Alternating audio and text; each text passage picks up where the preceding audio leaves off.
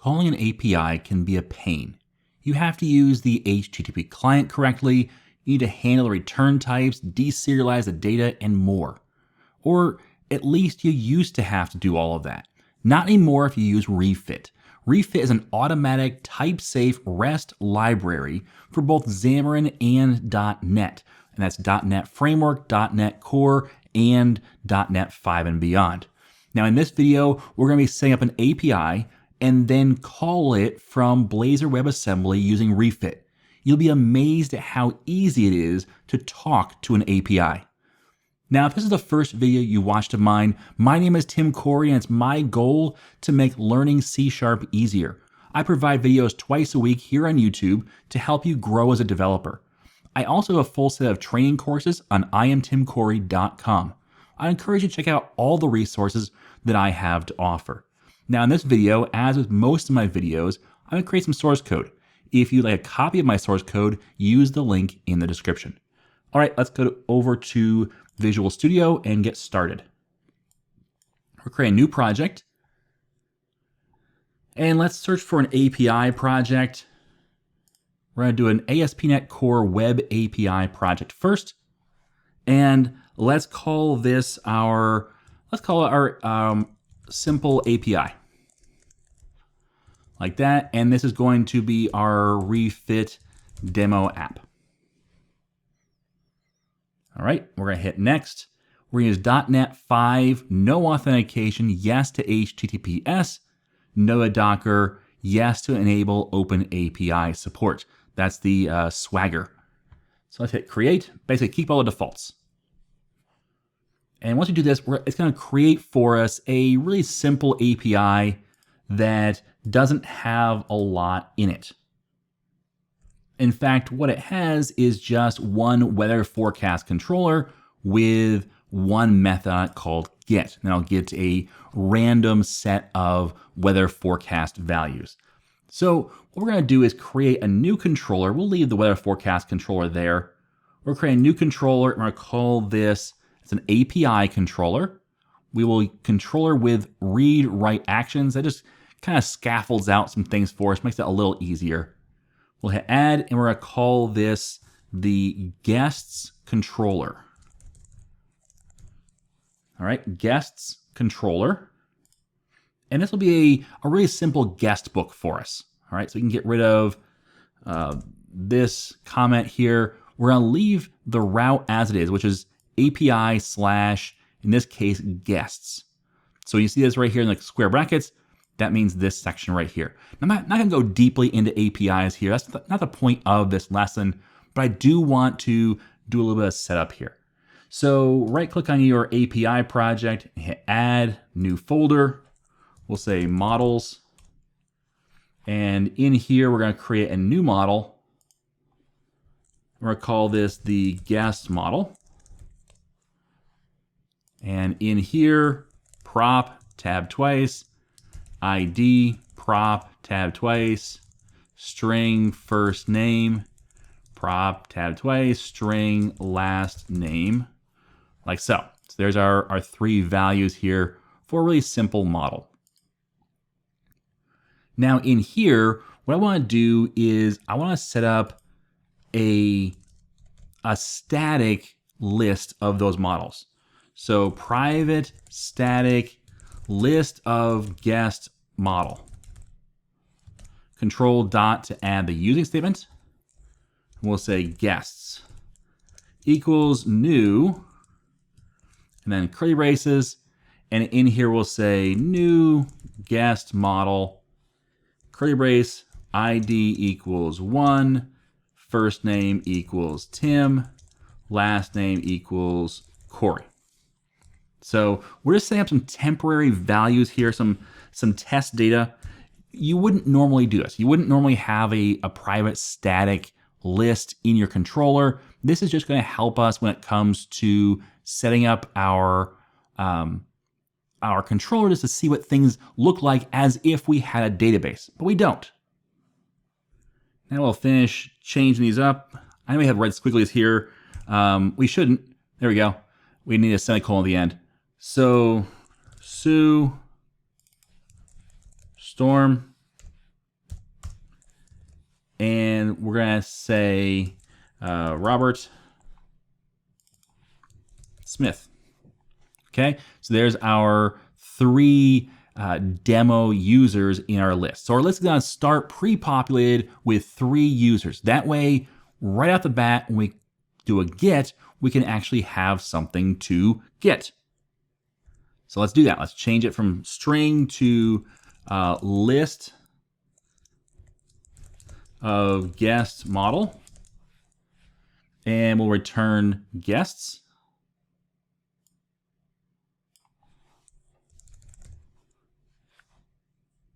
Oops, not list. We already have an IEnumerable. Oh, it looked weird. All right, there we go. So now we have, whenever you say get, you're going to get back a list of our guests. We're going to fill the rest of these out real quick here. Just with, again, we're setting up a sample API. We're not setting up a real API. These are real methods, but we don't want to wire up a database and create a database and do all the plumbing work necessary. We're just going to create a sample. So in here, we're going to say get by ID.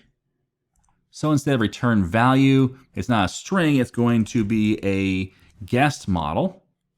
So we're going to say guests dot where, dot where, and we'll say g arrow g dot ID equals ID, first or default. And what that'll do is it'll grab the first record where the ID matches. And if it doesn't find one, it's going to return the default value, which is null.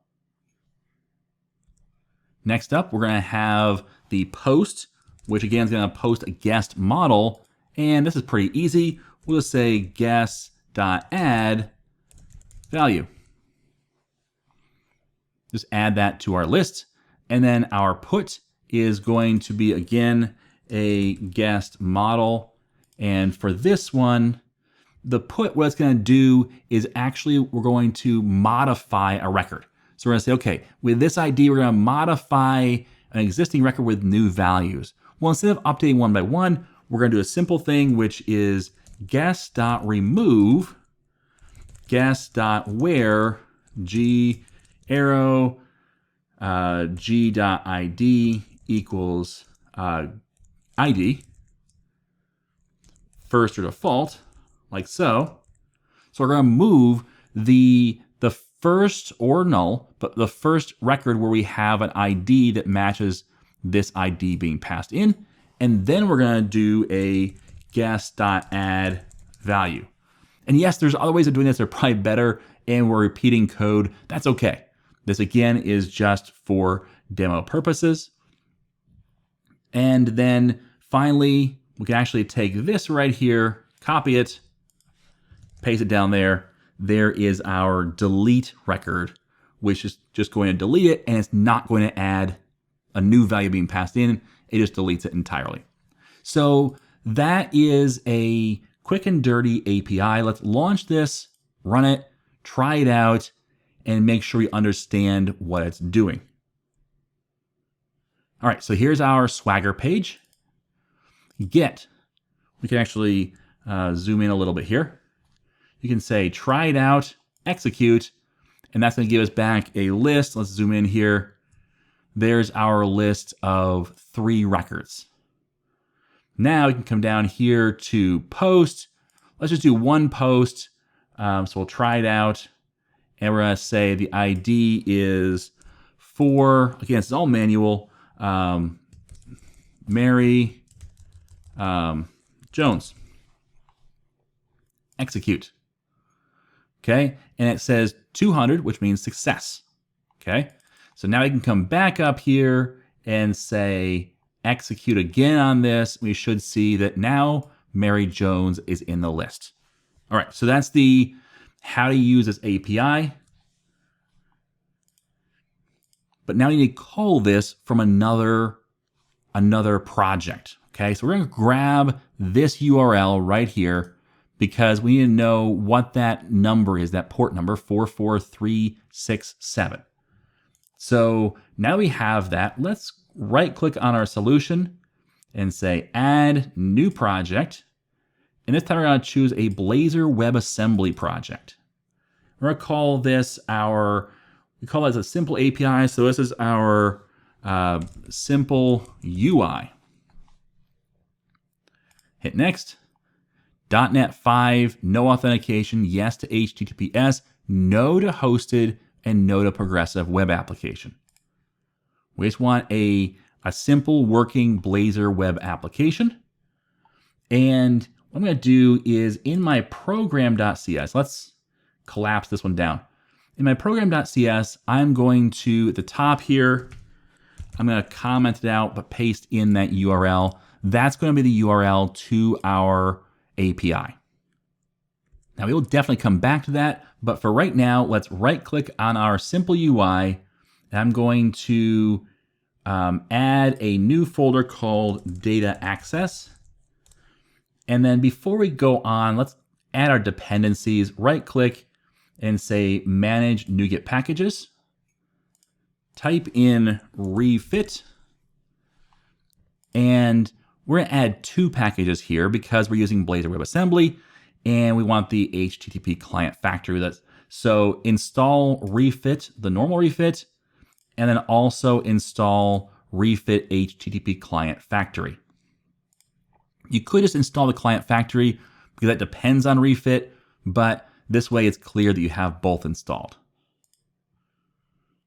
All right, so now we have those 2 things installed. Let's go over to our data access. Right click, we're going to say add new item, interface, and we're going to say this name is iGuestData and make it public.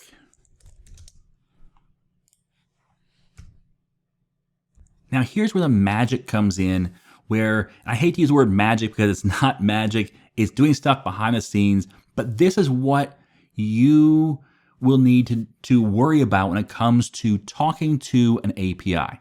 So we have our guest controller where we have those methods that are the get with ID, the post, put, and delete. Well, we're going to call all of those using an interface. So let's start off with a get. Get, which actually we need to add a using statement up here. Using refit. All right, so get, and we have to pass in a path here. So what's the path? Well, our path is /guests. So we're going to have a base path, which is our API's, the URL, which we grabbed that here, /API, and then, for example, in this case, guests is our controller. That will be the part we add here. So it's just a partial API path. So this is our guests call. So we're going to say task list of guest model. We don't have that yet here. We're going to add it in just a minute. We'll say get guests. So let's add the guests model. So we're going to right click on the project, say new folder, models, right click, add class, and this is the guest model. Yes, I'm repeating this. I could do a shared project. I want to keep these projects entirely separate though. So I even debated naming this something else like client guest model or something like that, just to show you that these 2 projects don't talk to each other. Okay, so the API does not have any kind of reference to the Blazor WebAssembly project, and the Blazor WebAssembly project does not have a reference to the API. They're separate. The only way we're going to talk is over this URL. That's it. Okay, I'll make sure that's clear. That's why I didn't share any class library project with the models. So let's go back to our iGuestData. We're going to do a control dot here to add the using statement for our models. And this right here is all it takes. Once we wire it up, that's all it's going to take to call our API. I know that sounds kind of mind-blowing, and it really is. Let's wire the rest up and then get to the good part of seeing it working. So next up, we have another get. And this time, we're going to pass in an ID. So this is our guest where we say, pass in the ID, we get one guest back, the first default. So with this one, we're going to say task. These are all asynchronous. So task of guest model. And then we're going to say get guest. Notice it's singular, int ID. All right, so we have get guests, plural, get guest, and pass in the ID, and that will be our single lookup. Next up, we have post. And this is going to be repetitive because it's going to start kind of following the same pattern over and over again. Guests. Notice the reason we have guests here and guests here is because of the different methods types. So this is a getter, this is a post. So here we're going to have task, let's call it create guest. And we're going to pass in the body, we're going to pass in guest model guest. So it's the post, which means we're going to send data to the server, to the API, in the body, since it's a post method. And what we're going to send is a guest model. We'll call it guest. So that's for creating guests. Then we're going to have a put. And the put, we're going to say /guests/ID. This is a little trickier one because the put, what it does is it passes an ID and it passes from the body, it passes the guest model for value. So it passes two different things, one thing on the URL, one thing in the body. So we're going to do it this way, like so, and we'll say task update guest int ID, and then from the body, or in the body, we're going to pass guest model, we'll say guest. Finally, we're going to say this is a delete method. And again, we're going to say /guests/ID in curly braces because that's the value we're passing in. We're going to say task delete guest int ID. So these interface methods right here, what they're going to do is scaffold out our entire call to our REST API. It's going to do all the various bits. Let's go over to program.cs. We're going to add a using statement up here using refit. And then down here, right now we have, let's unpin this. It goes off a screen even, is we have this HTTP client factory being set up. We're going to comment that out for now. We don't need it, but I want to keep it in there just long enough so you can see it. And instead, we're going to say is builder.services.addRefitClient for, this is the iGuest data, control dot to add our using statement. So iGuest data, that's the interface that we just created. So add a refit client that uses that interface. And we're going to say dot configure HTTP client. And we'll say C arrow function. And then let's go to a new line here and put our curly braces. Don't forget a semicolon at the end. We'll come back to up here. We're going to say c.base address equals new URI. And that's going to be our URI, which is this right here. That's the path to our API. So this configuration right here replaces this configuration right here. Notice that we have an add scope to the new HTTP client with a base address of the builder.hostEnvironment.base address. So instead of doing that, we get rid of that and we do this where we say, hey, I got a refit client for iGuest data, and for the HTTP client in there, we're going to use this base address. So what will happen when we compile and run our application is it's going to look for this interface and add that as a refit client. What refit will do is it's going to take our HTTP client setup and it's going to create an HTTP client factory and properly configure all the calls necessary to a REST API that we have configured here. It's going to figure out all those calls, where they go, how they work, making sure the calls are wrapped properly and so on. We don't have to worry about any of that. Now that we've passed in our iGuest data, notice we're not implementing iGuest data. That's what the refit client does. We can go over to our Solution Explorer.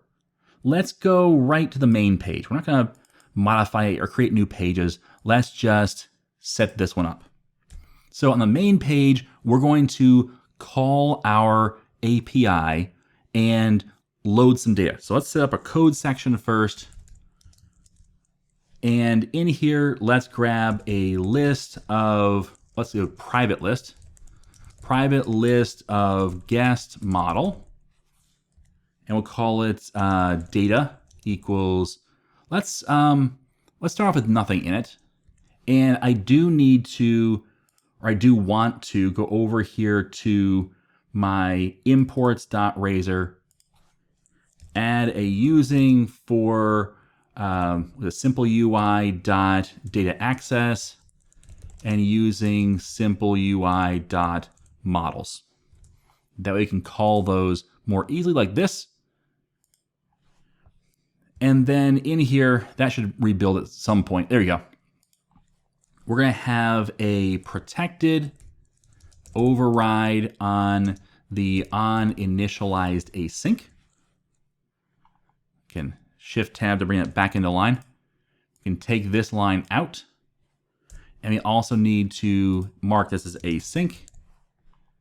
We're going to say data equals await, and we need to call the iGuest data. So let's inject that. Inject iGuest data. Let's call this guest data. So now I can say guest data. Why is it not showing up? I'm not sure. Should be showing up there. Guest data dot, there we go. It shows up with IntelliSense, but it had red squigglies. Interesting. Get guests. That's it. That's going to be our guest list. So that's going to be all it takes to call our API and ask for a list of guests. That's it.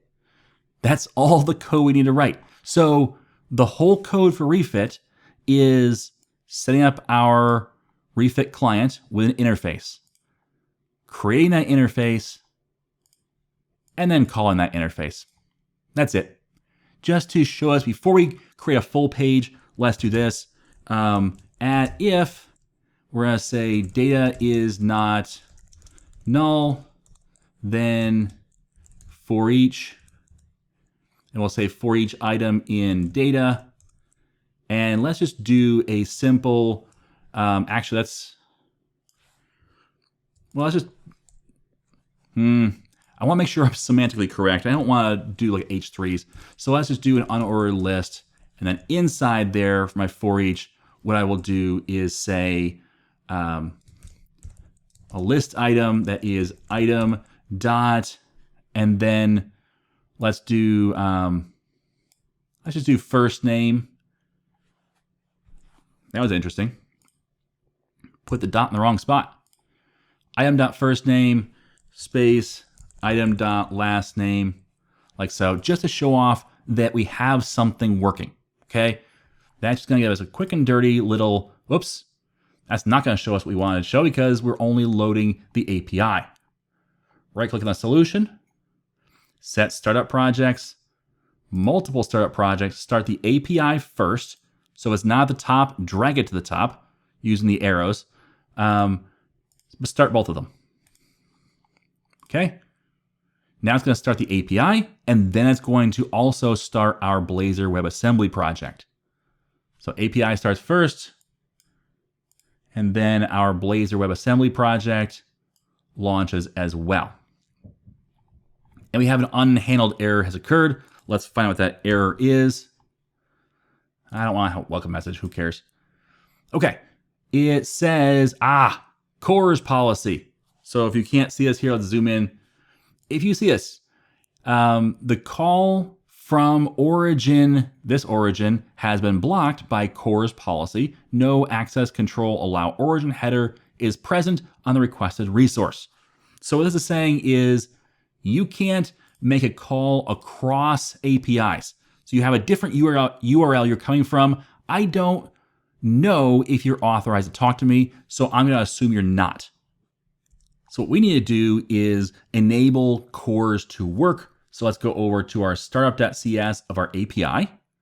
Come down here under services.add controllers. We're going to say services.add CORS, and we'll create a policy, arrow function, and then in here, don't forget to add your closing semicolon. We're going to say policy.add policy. We'll call it open CORS policy. This is the same policy we have in the TIMCO Retail Manager. We're going to say OPT for options, arrow. There we go. Boy, I lost my key for a minute. And then in here, we'll say opt.allow any origin. And the next line, dot allow any header. And then the next line will say allow any method. And then we make sure we close out the semicolon there as well. I actually don't need these curly braces right here.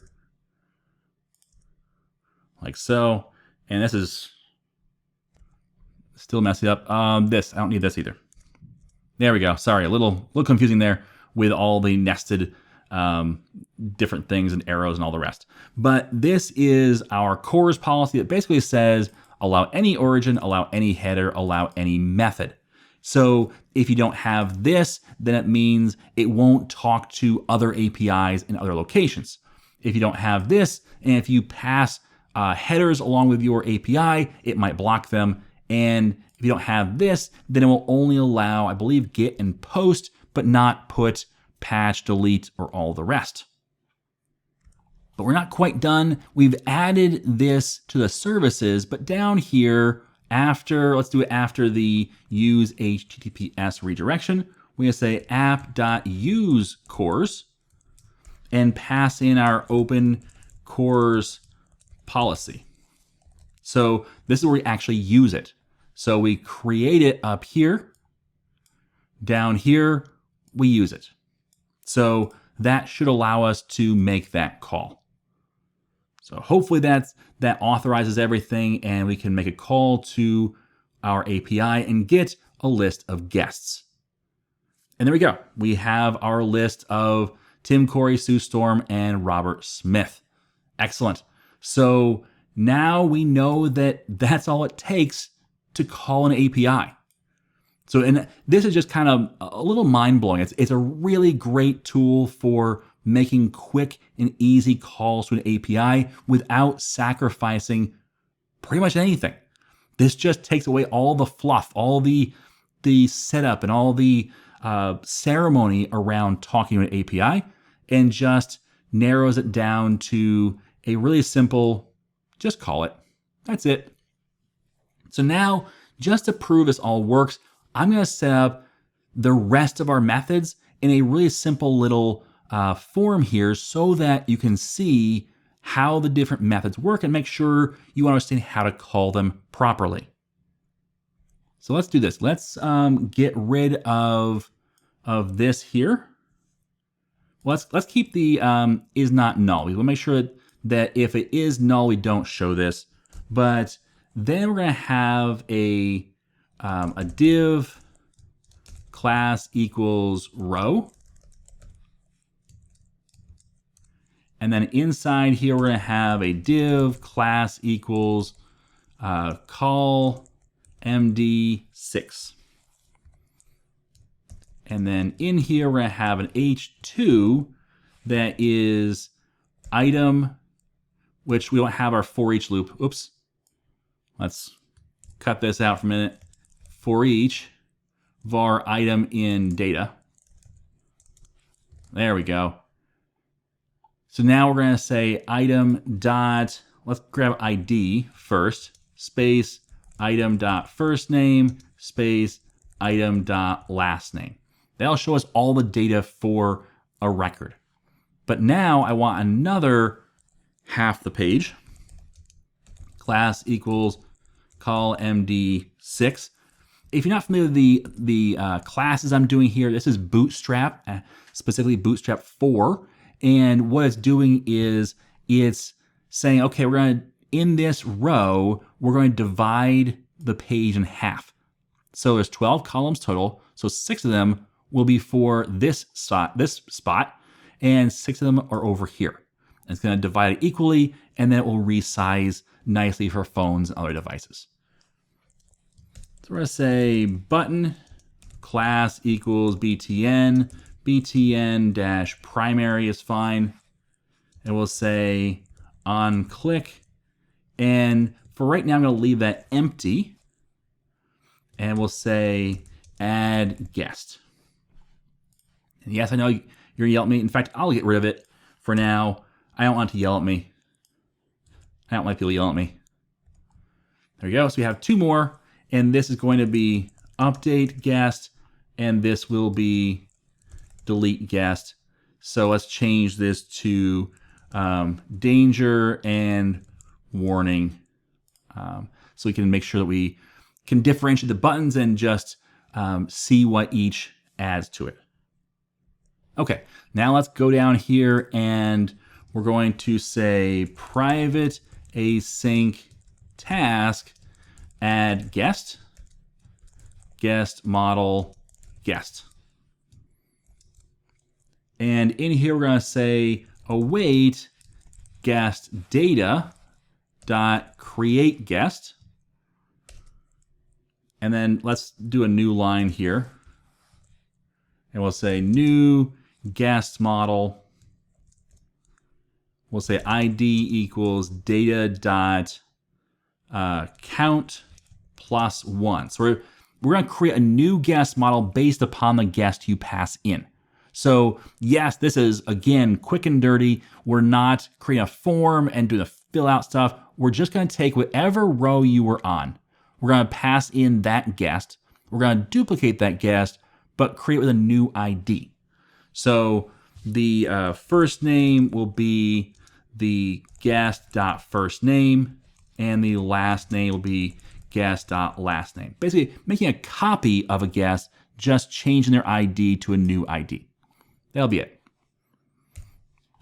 Okay, so there is our create guest. The only thing I'll do at the end, I'll grab this call right here, and I will paste it down here so that once we create a guest, we then refresh our list of guests so we can see that new guest show up in the list. That's our add guest method. So let's come up here and say on click equals, and this is going to get a little longer, so let's unpin this, and we'll say at open close parens. And here's why. I want to pass in a value, so I can't just give the method name. So I'm going to say E is fine, E arrow, we'll say add guest item. So what this does is it calls when an onClick method is clicked, it's going to call this method right here, add guest, but it's going to pass in the item, which is a specific item in our for each, so we know which user was clicked. So we could just, let me show you that down here. I could say on click equals add guest, like that. That would work, except for the fact that I can't pass in that guest model. And if I tried with the item like this, that won't work because it's not expecting an actual method name. It's expecting an event callback, which is a little different. So this way, the event callback is the wrapping parens, which creates an action, not a function, an action. And the action is to call this method with the parameter. So just a little bit of trivia there for working with Blazor. Okay, let's create a couple more methods. So private async task update guest model guest. And then in here, we're going to say guest.lastname equals, let's go with Jones. So we're going to rename, you're going to pass in the guest, whatever record you were on up here. We're going to pass that in. We'll change the last name of whatever record you passed in to Jones.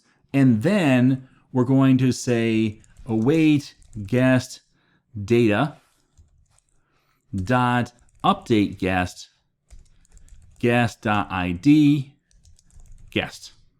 So we're going to pass in that same record, but now it's going to have Jones for the last name. And then just like before, we're going to grab that new set of data from the API again. And one last one while we're here.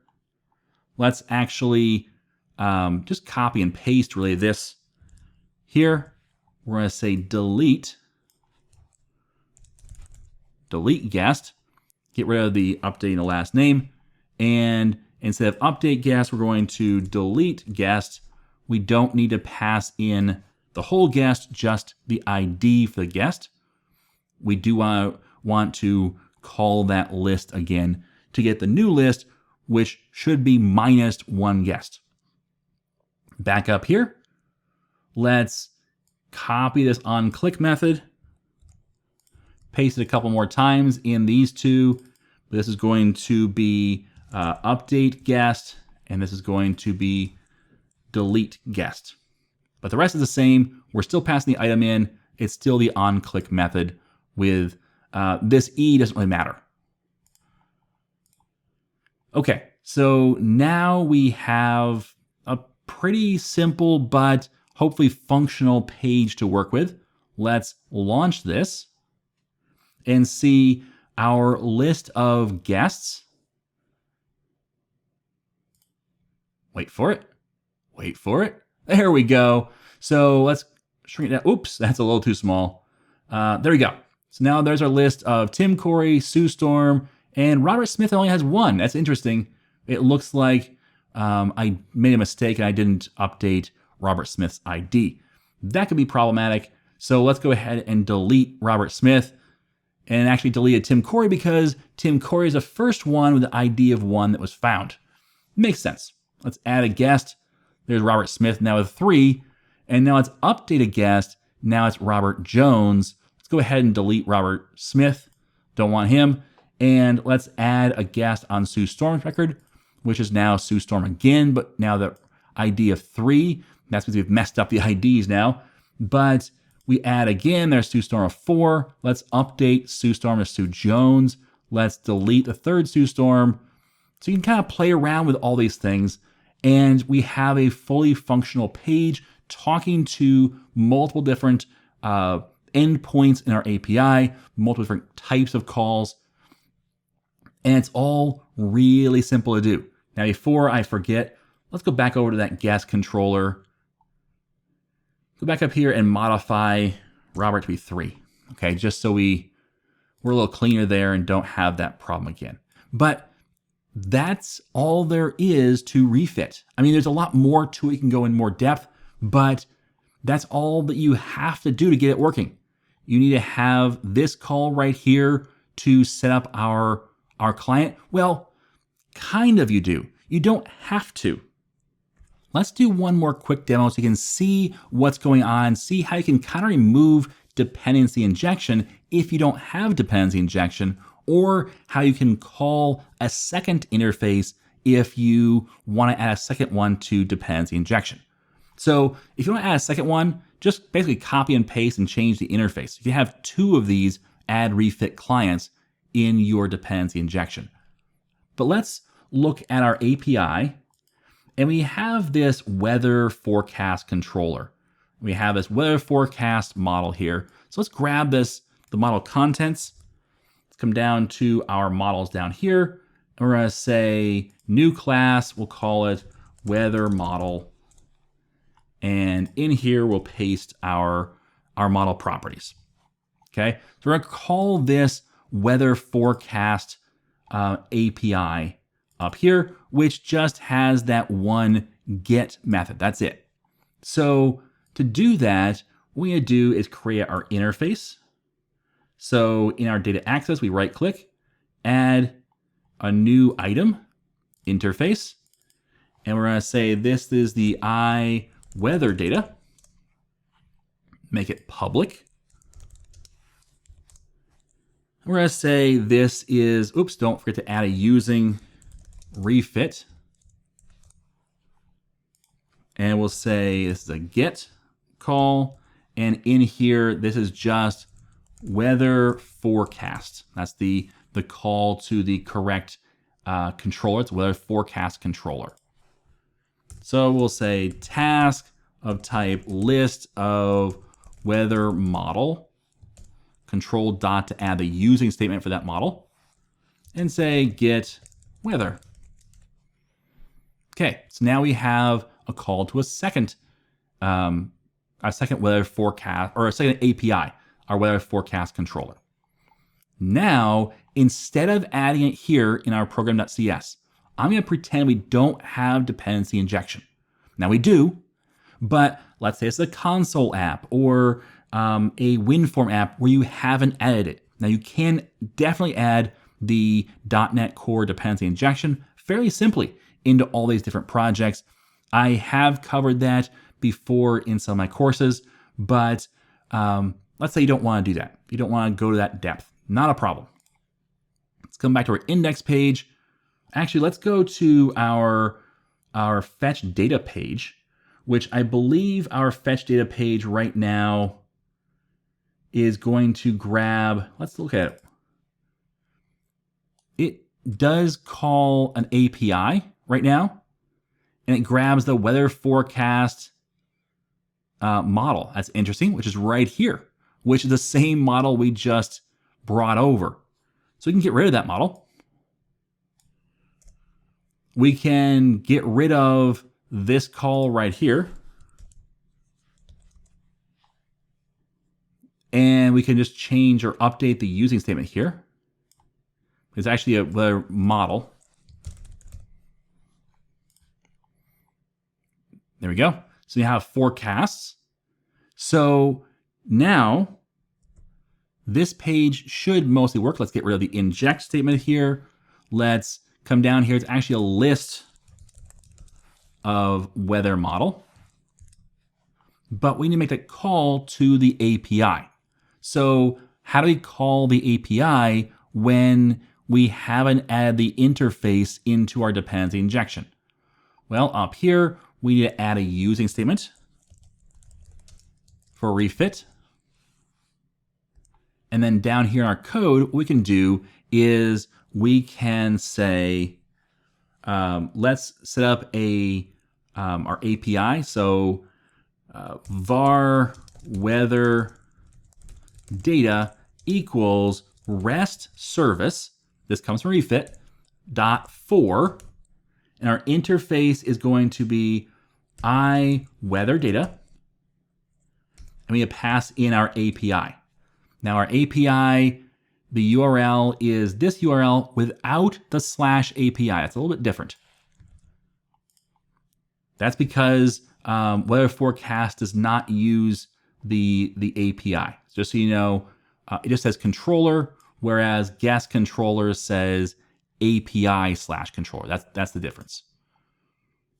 So there's our URL for that API. And that's the entire setup we can do instead of putting it in dependency injection. Now, dependency injection is the preferred way if you're using dependency injection. If you're not, you can do this way. And now what we can do is we can say forecasts equals await weather data dot get weather. Done. That's it. Now, if we load this up, we can go to the weather page and get data from our API. Let's wait for it. It's a little slow at first because it's starting both up. It's waiting for one to be done before starting the next. So this page works. Now fetch data.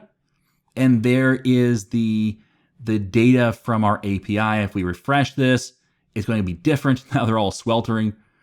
We refresh it again, and now it's new data. It's all coming from our API, and we didn't have to go through dependency injection.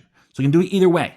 We can do it through dependency injection, or we can basically instantiate our service right in our class and then make the call. Now, if you're gonna do this, if you're gonna make more than one call, I would save this outside the method and then reuse it. But in our case, it didn't really matter if we were using it or not because we were only using it once.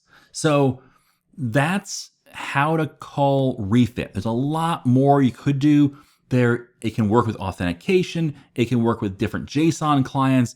It can do a whole lot of really cool stuff. If you go to, and I'll link this down below, reactive.ui.github.io/refit. So again, there's that URL right there, reactive.ui.github.io/refit. Again, it's down in the description below as well. This page will walk you through setting up Refit. There is the interface setup. There is the call for it. And there is the how to use them, that interface. Here's how to set the services up. So it walks you through that. But then it goes through a whole bunch of other things like JSON content, XML content, forum posts, redefining headers, bearer tokens or bearer authentication, and so on. So there's lots of cool stuff. There's even support for Poly. We're gonna cover that in a future video. Poly is a really awesome tool you should definitely check out. So really cool stuff here. It talks about how it works, where it works. You can view the project on GitHub, and you can learn more about it there as well, and ask any questions you have if you get stuck somewhere. But lots of cool stuff in here, lots of examples that walk you through the various things you might come across. Aliases. So maybe you have group ID being passed in, but you want to alias it as the ID in this call. Not a problem. So really cool stuff. Check it out. I definitely encourage you to put this in your toolbox of tools to use to make your life easier and at the same time safer and more consistent. You will probably see me use this now that I've covered it on video. You'll probably see me use this in future videos just because of how easy it is and how powerful it is. It's kind of like Dapper in connecting to SQL, where it's just really easy to do really, really well. So with that, if you have any questions, leave them down in the comments below. If you have any thoughts on Refit, leave them down in the comments below as well. Thanks for watching. And as always, I am Tim Corey.